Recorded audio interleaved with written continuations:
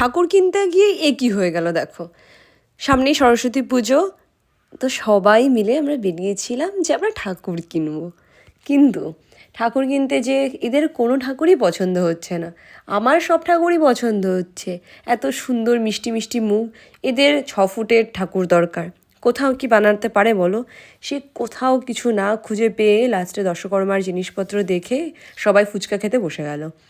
আমি পার্সোনালি কখনো এরকমভাবে ফুচকা খাই না, জানি না কেন, আমার একদমই ইচ্ছা করে না।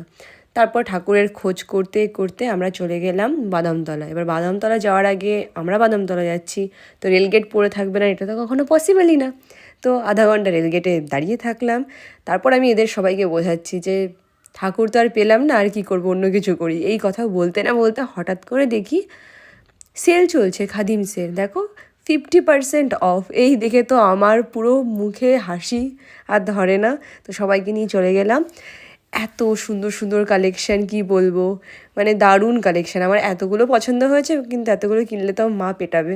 তো কী করব, অনেক কষ্ট করে অনেক পছন্দ করেছিলাম 3-4টে, কিন্তু আলটিমেটলি কী করব, এতগুলো তো নেওয়া পসিবল না।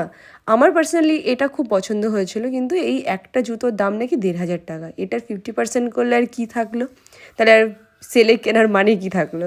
তার কী করব, তো পছন্দ যখন হয়েছে তো এটা ভাবলাম নেব। তারপর লাস্ট মোমেন্টে কি মনে হলো, সাইডটাকে ঘুরতে দিয়ে দেখি একটা ব্ল্যাক কালারের জুতো। আর অনেক দিন ধরে ভাবছিলাম এই যে সেই ব্ল্যাক কালারের জুতো, সবাই বলছে পেছনে নাকি লাইট জ্বলবে, চাই না কী হবে। ফাইনালি ঠাকুর কিনতে যে ঠাকুর তো কেনা হলো না, জুতো কিনে বাড়ি ফিরে